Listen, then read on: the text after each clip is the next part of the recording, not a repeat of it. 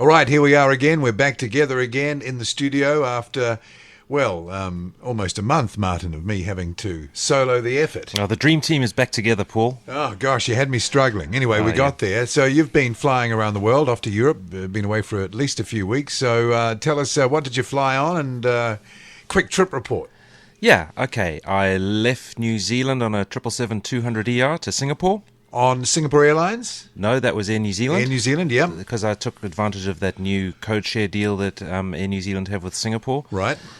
So that was quite nice. I managed to get premium economy on that. Yep. That was bearable. It wasn't bad at all, actually. Right. Then I flew to Europe on a Singapore Airlines A380. Okay. Economy class. And?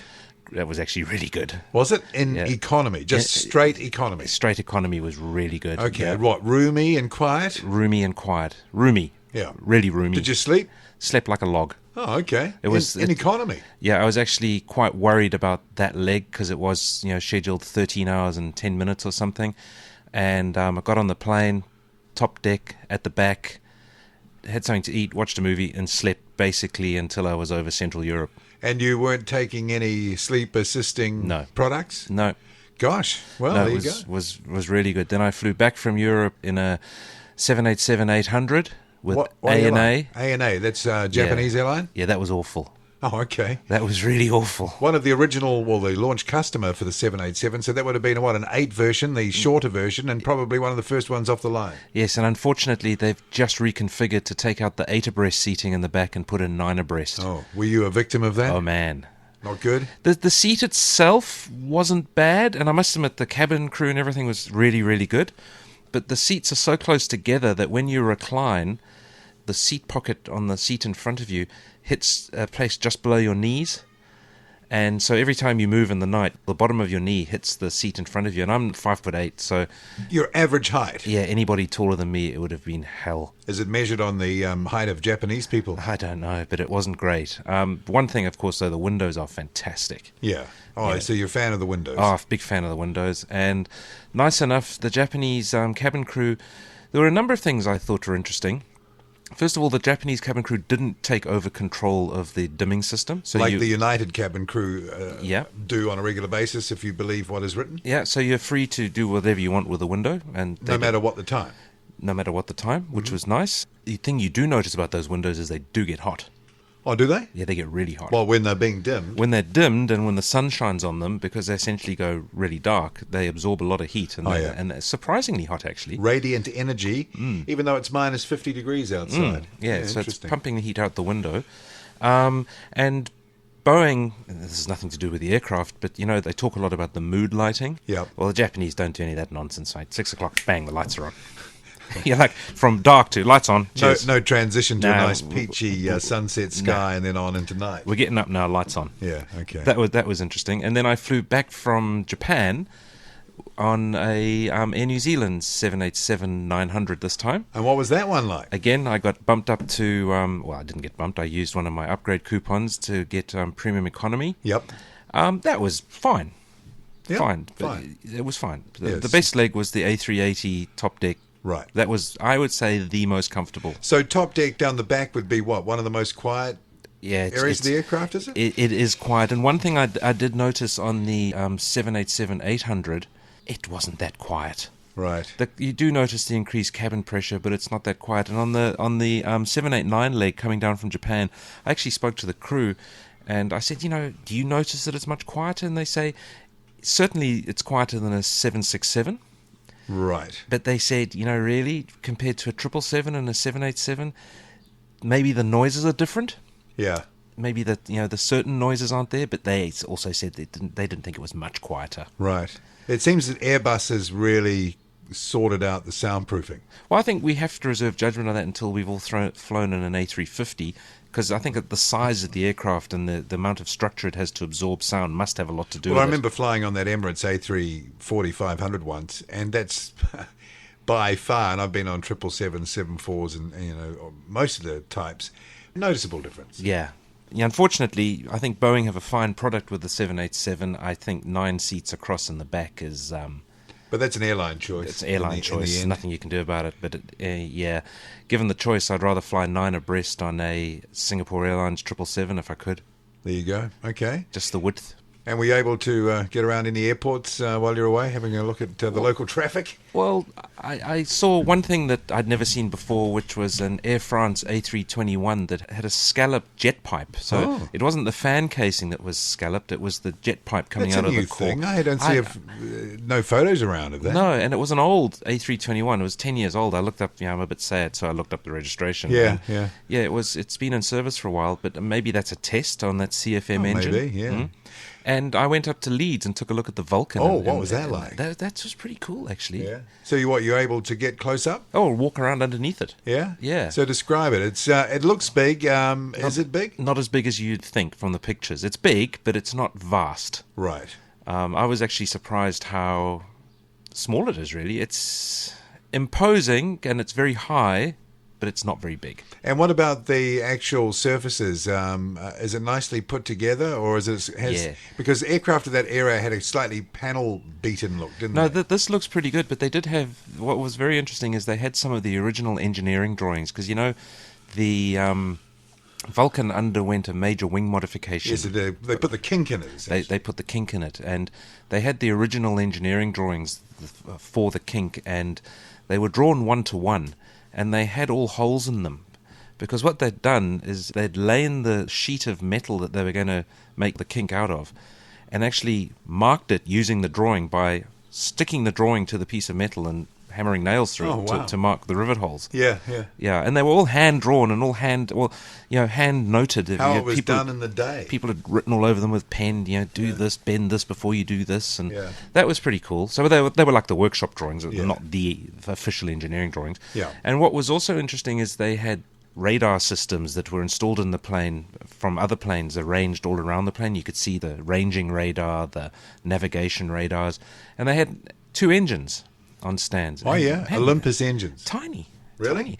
Yeah, I mean, obviously they didn't have the jet pipe on them, which makes them look a lot longer, and they weren't afterburning engines, and they're turbojets, so you didn't expect them to have a huge diameter or anything, but I was surprised at how small they were. So how big, can you compare them to anything, so the listeners could... like a 44-gallon drum, 1.5 times the length of a 44-gallon drum and about the same diameter, narrow in the middle. Fans, yeah. Yeah. Okay, 4 of them. 4 of them. To power it. And huge long undercarriage legs. Yeah. And you could go under the Bombay and look up into the Bombay. And surprisingly, I mean, having seen the same thing on a 777, or not that it has a Bombay, but I've walked around a 777 that's undergoing its C check.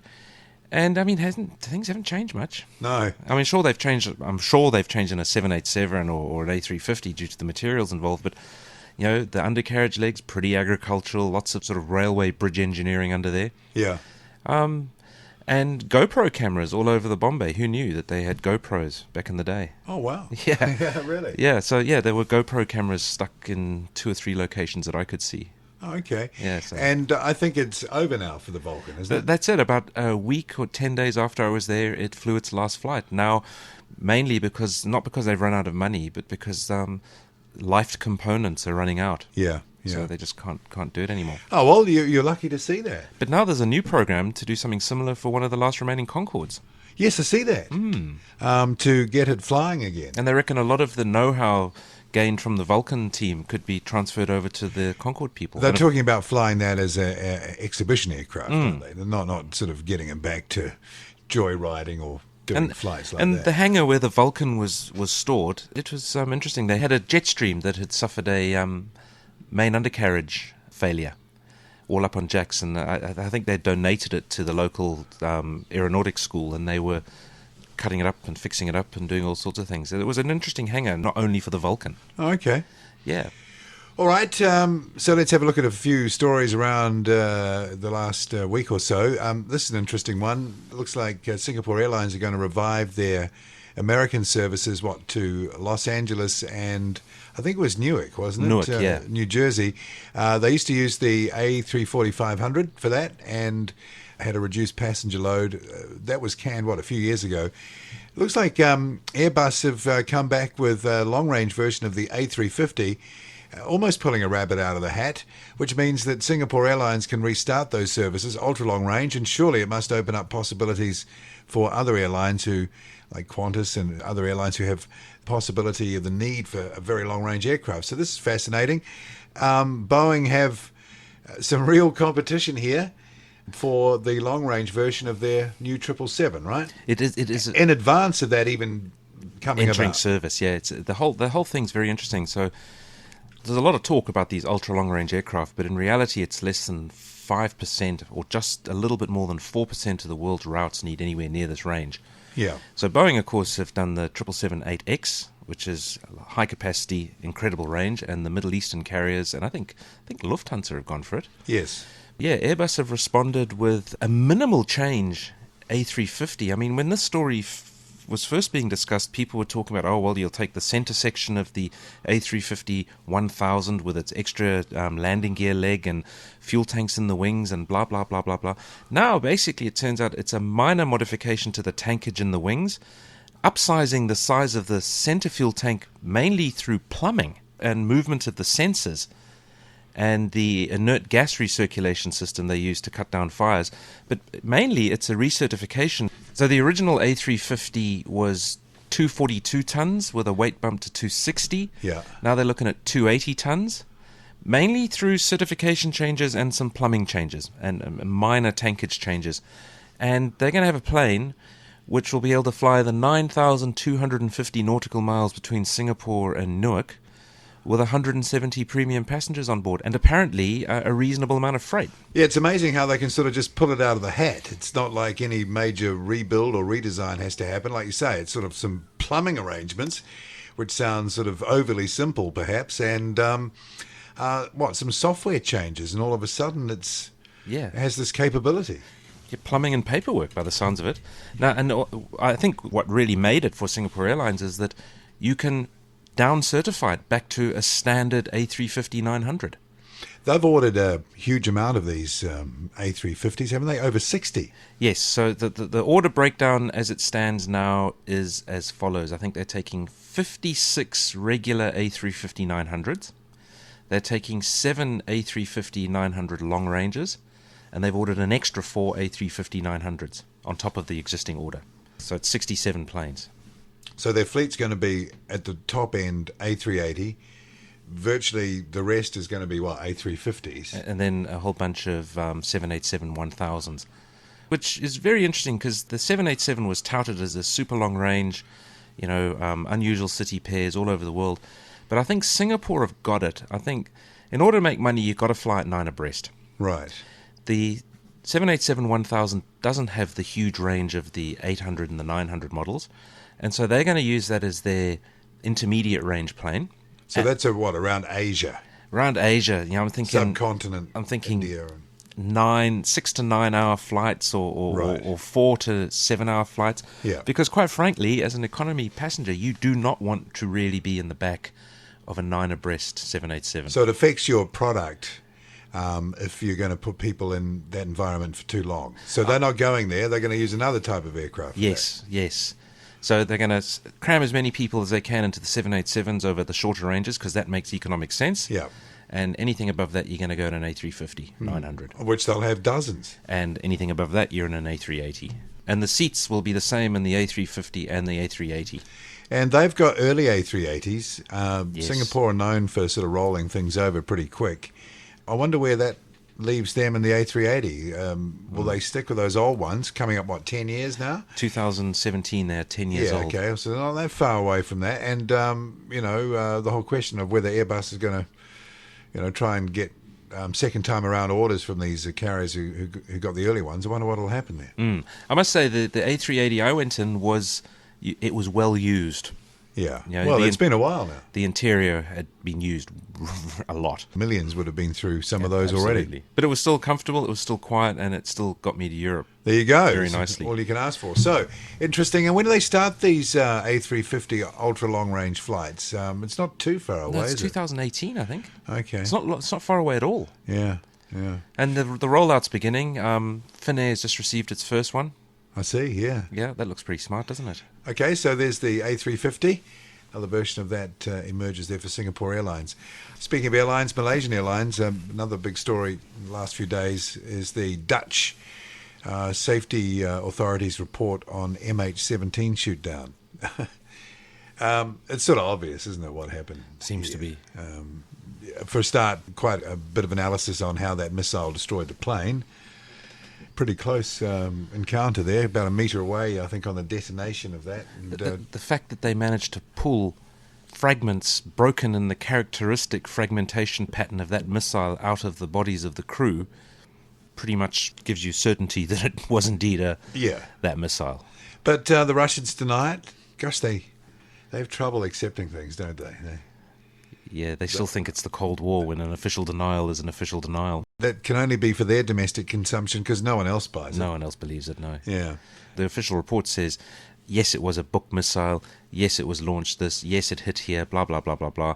But, of course, Malaysia Airlines and, of course, others at the time were negligent in overflying that area. There were 160 overflights that day before they got shot down, apparently, over a war zone. Yeah. No one was thinking. And interestingly enough, most airlines don't fly over Syria anymore except Emirates. Some of the detail in that report, okay, there's the technical detail, but suspicious pieces of wreckage were taken away from the site. Obviously, there was some knowledge there by whoever was controlling access to that site of what needed to be removed to minimize the exposure for blame. And also, there was a mention of the captain of the plane having, I don't know, debris, shrapnel, removed from his body before the body was made available. So that's a bit cynical. It's a bit hard to Yeah. Really take that, isn't it? There were all those comms that were monitored shortly after it had happened, where a local Russian group was told that someone had just fired a missile at a plane, and the local guy who happened to be Russian saying, "Oh, what have those idiots done now?" Yeah. So I mean, yes. Yeah. They did it. Everyone knows they did it. Why don't they just admit it, and apologise profusely for it, and try and they always tough it out, don't they? Yeah. And also some news on MH370. I don't know if you saw, but some wreckage had been found near the Philippines. Yeah. Which had a skeletal remains. Now, inside of it was the report. I haven't seen much more than that. Well, today I actually read that might actually be the wreckage, they think, of a Flying Tigers Constellation that disappeared years and years ago. Wow. Yeah. That was never found. That was never found. Okay, in that area. Yeah. Okay, yeah, because it's sort of quite a way away from where... Yes, and the flaperon was found. And now about that flaperon, the people have been studying the muscle growth and the waterline and everything. Now some guys are saying that could only have had muscles on it like that if it had been trapped underwater at a depth of between X and Y meters, not too deep, for an extended period of time before breaking loose and then washing onto shore. So it hasn't been floating around all that time? No, they think not. There's two theories. The report that I read, these guys are convinced that it was tethered underwater, trapped underwater, and then came up. The other theory is that it was so unstable or balanced on a knife edge that it kept tipping over so that each side was often in the water. So it got rolled over by wave action. Constantly rolled over. But they say the amount of instability required for that even spread of muscle growth around it would have been difficult. I can see the common sense in that, yeah. Yeah. And it being anchored for it to grow consistently over. To be stable for a period of time, right? Yeah. So what does that indicate? There's a bit of wreckage under the seafloor and somehow it's broken off, or it was just sort of like... Well, that's the argument now. Oh, geez, here we go. Don't go there. No. So no one's suggesting that. They're just trying to work out how the wreckage could have come to be in a... No, you're right. No one's suggesting that. Not yet. Okay. Yeah. Well, there has been suggestions of that. Yeah. But it seems unlikely to me. Yeah, just a bit. Yeah. And Malaysian Airlines, they've had a few niggles too, haven't they, recently? I see that they had a delay at Auckland, didn't they? But they were lucky. The chairman wasn't on board. Oh, and now that was a story too recently, the delay of the Air New Zealand flight in Hong Kong, NZ80. People were pretty grumpy about it, it seemed. But, these things happen. Absolutely. What do you want? Someone to write an open check that nothing ever goes wrong? Well, I don't think they were complaining that it happened. I think they were complaining about the fact that they weren't told what was going on. Yeah, but it always happens. It's the fog of war, Martin. But there again, as you've just said, these things happen. Why aren't airlines better prepared?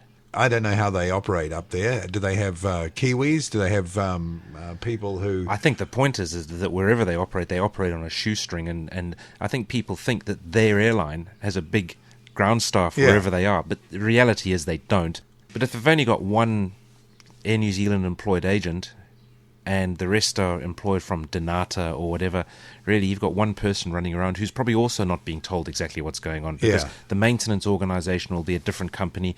It's, there'll be so much coordination to manage. Airlines are inclined to try and minimise the issue. They are. They're programmed to minimise it in an incremental way, because quite often the thing that is delaying can usually be sorted out in an amount of time that people don't get too grumpy. It's when it becomes a major... I mean, they might have... I don't know what went wrong with that engine, but it might have been, we should be able to fix this without any problems. It might take an hour. But then, whoever their service agent is, Cathay or whatever they might say, well, we don't have that part here in this warehouse. We got to fly it in from wherever, from Singapore or Beijing or something. It's going to take another 8 or 9 hours. Yeah. And they go, oh, cripes. Okay, well, we weren't expecting that.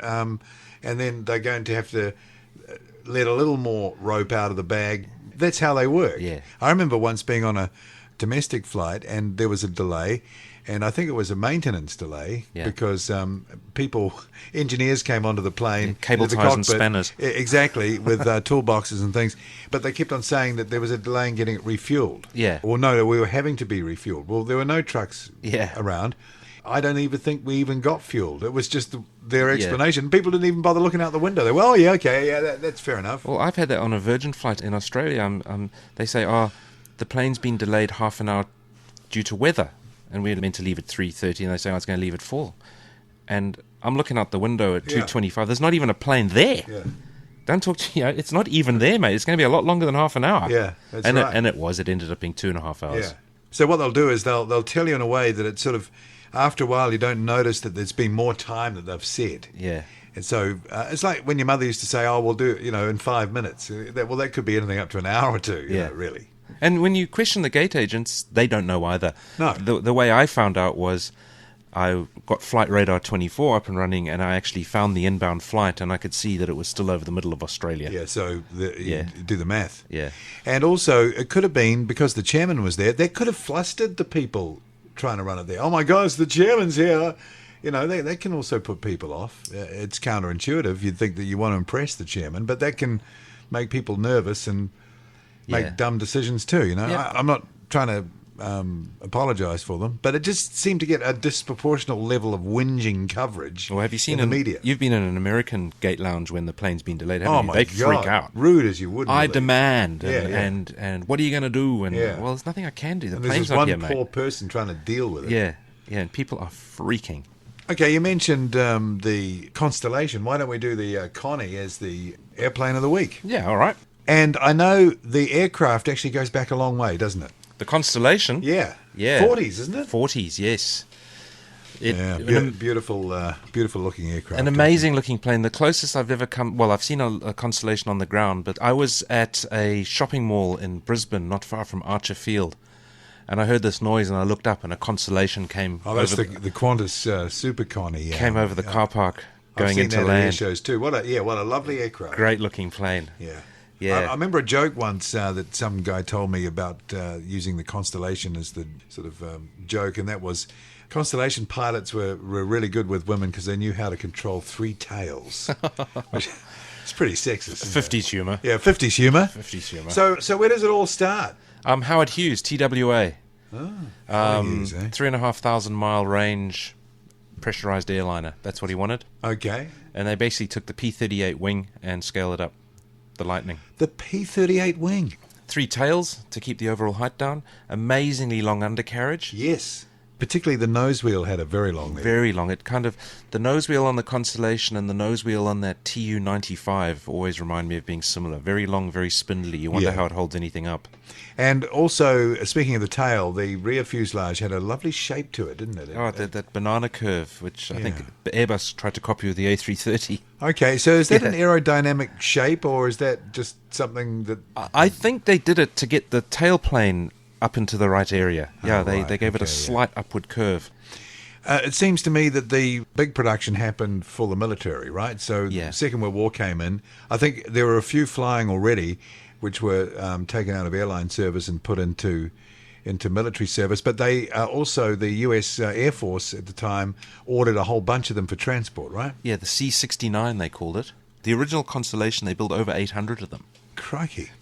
What, as airliners or As everything. As everything. Yeah, as transport. I think it was the Constellation that had a cargo system that consisted of a platform in the center section and a whole bunch of winches which lowered down a flat section of the floor, and you could put your stuff on it and it would winch it up. You could move that's it off. clever. It was like a lift, cable operated lift. Oh, jeez. Yeah, I think that's what the military had. Okay. Yeah. And of course, it went on to become the Super Connie.